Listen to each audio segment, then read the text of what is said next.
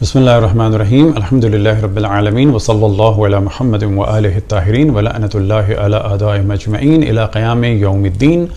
व क़ाल अल्लाहु तआला व हुवा अस्दक़ुल क़ाइलीन या अय्युहल्लज़ीना आमनू कुतिबा अलैकुमुस्सियाम कमा कुतिबा अलल्लज़ीना मिन क़ब्लिकुम लअल्लकुम तत्तक़ून। जैसा कि आपके इल्म में है, इस वक्त सारी दुनिया कोरोना वायरस की लपेट में है और माह रमज़ान कुछ ही दिन में आने वाले हैं। लिहाजा इस हवाले से तमाम हमारे उलमाए कराम और मराज उज़्ज़ाम के फ़तवे आए और ख़ुसूसन आयतुल्लाह अल-उज़्मा सिस्तानी का फ़तवा माह रमज़ान में रोज़े रखने के हवाले से। अब पहले इस मरहले में हम तवज्जो दिलाएं कि बाज़ दफ़ा लोग इस बात को नक़ल करते हैं इस उन्वान से कि इस साल माह रमज़ान में रोज़े नहीं रखने हैं, या ये कि जी उलमा और मराजे ने रोज़े ना रखने की इजाज़त दे दी है। तो इस किस्म के जुमले सही नहीं हैं। और या ये कहना कि आगा सिस्तानी ने इजाज़त दे दी है या दीगर मराजे ने इजाज़त दे दी है, तो ये भी सही नहीं है।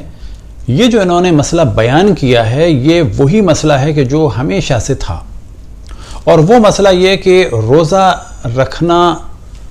उस वक्त वाजिब होता है कि जब कुछ शराइत पाई जाती हों, और उन्हीं शराइत में से एक शर्त है कि जब शदीद कोई ख़तरा या जान का ख़तरा न हो। बस फिर हम तवज्जो दिलाएं कि ये मौजू कोई नया नहीं है, ये कोई नई बात नहीं की, बल्कि इस ज़माने के इस प्रॉब्लम के एतबार से कि जो कोरोना वायरस की वजह से है, उन्होंने बात को और क्लियर करके बयान किया है।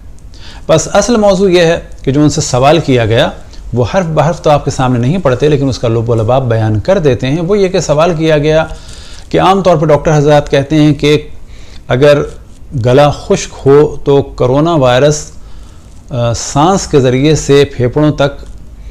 जल्दी पहुंच जाता है, लिहाजा गले को तर रखा जाए। और जैसा कि आपके इल्म में है कि माह रमज़ान में रोज़े के आलम में नाक और मुंह दोनों खुश्क होंगे,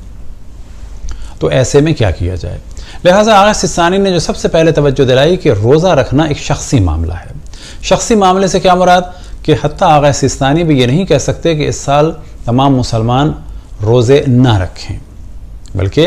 उनका फतवा क्या है कि ये मामला एक शख्सी मामला है, यानी डिपेंड करता है हर एक मुसलमान की अपनी सिचुएशन पर। बस फ़र्ज़ करें कि एक शख्स किसी पहाड़ी इलाके में रह रहा हो, मीलों तक वहाँ कोई ना हो, किसी किस्म का उसे कोई कोरोना वायरस से अफेक्ट होने का ख़तरा ना हो, तो कतन उस पर रोज़ा रखना हर हाल में वाजिब है। लेकिन अगर वो उसी पहाड़ी इलाके में है और उसको किडनी का प्रॉब्लम है और उसे मालूम है कि मैं पानी नहीं पीऊँगा तो मेरी दोनों किडनियाँ या एक किडनी फेल हो जाएगी, या ये कि इंतहाई मुझे दर्द महसूस होगा, तो ऐसी सूरत में कहा जाएगा कि वो रोज़ा नहीं रखेगा क्योंकि उसकी किडनी फेल होने का ख़तरा है। बस वो अफराद के जो कोरोना से अफेक्ट हो सकते हैं, तो उनके लिए आपने फरमाया कि अगर वो हो सकते हैं, अगर वो ये समझते हैं अपने बारे में और उस जहाँ पर वो रह रहे हैं या जो उनकी जिस्मानी कैफियत है, तो उसके एतबार से अगर वो समझते हैं तो वो रोज़ा ना रखें। ना रखने से क्या मुराद कि आगा सिस्तानी ने अपने पास से ये नहीं कहा, बल्कि ना रखने से मुराद ये कि क्योंकि जान का ख़तरा है, या ये कि क्योंकि शदीद बीमार होने का ख़तरा है, तो वो रोज़ा ना रखें। बस क्या करें, वो माह रमज़ान के बाद इस रोज़े की क़ज़ा करेंगे। दूसरी एक चीज़ जो उन्होंने इरशाद फरमाई वो ये कि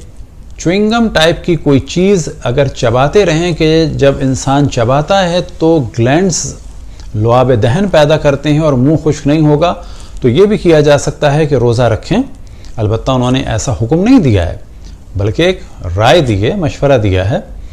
तो वो ये भी कर सकते हैं। लेकिन ऐसी च्युइंगम नहीं कि जिसकी कोई चीज़ अंदर जाती हो पेट के,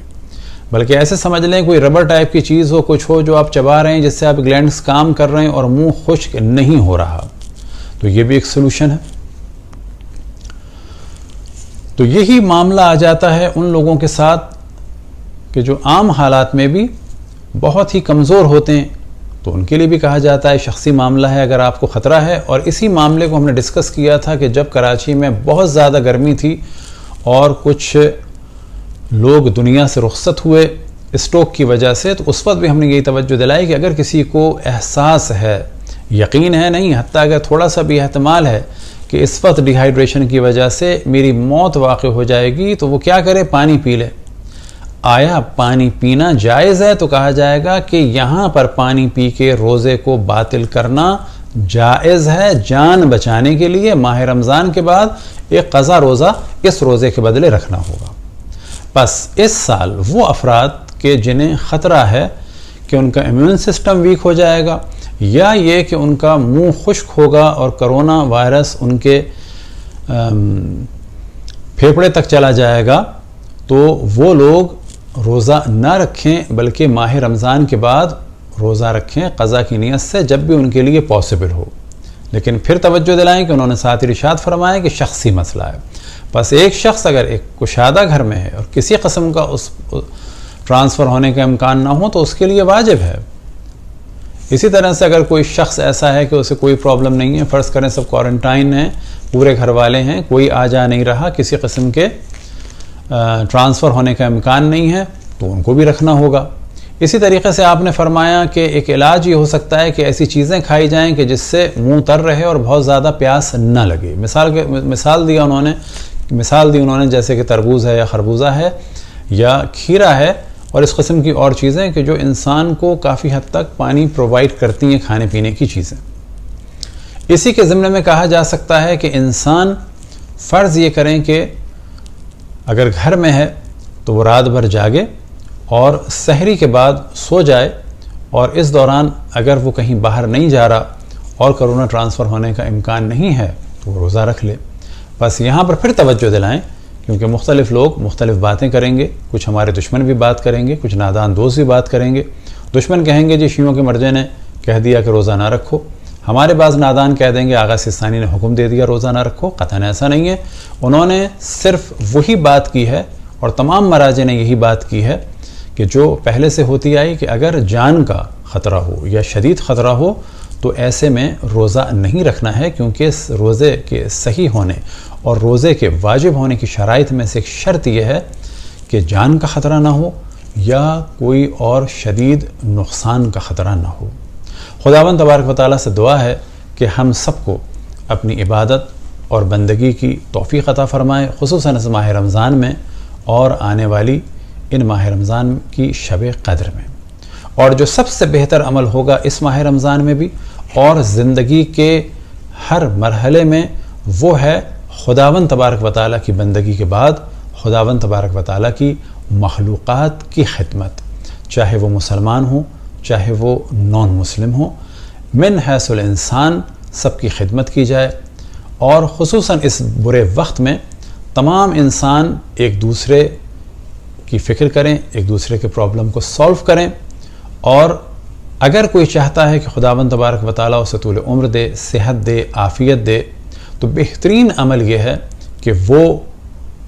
اپنے مال میں سے جو اسے اللہ سبحانہ و تعالیٰ نے دیا، جس مقدار میں بھی دیا، جتنا زیادہ دیا ہے اتنا زیادہ اللہ سبحانہ و تعالیٰ کی بارگاہ میں پیش کرے، اس صورت میں کہ اللہ کی مخلوق کو دے۔ وصلی اللہ علی محمد و آلہ الطاہرین۔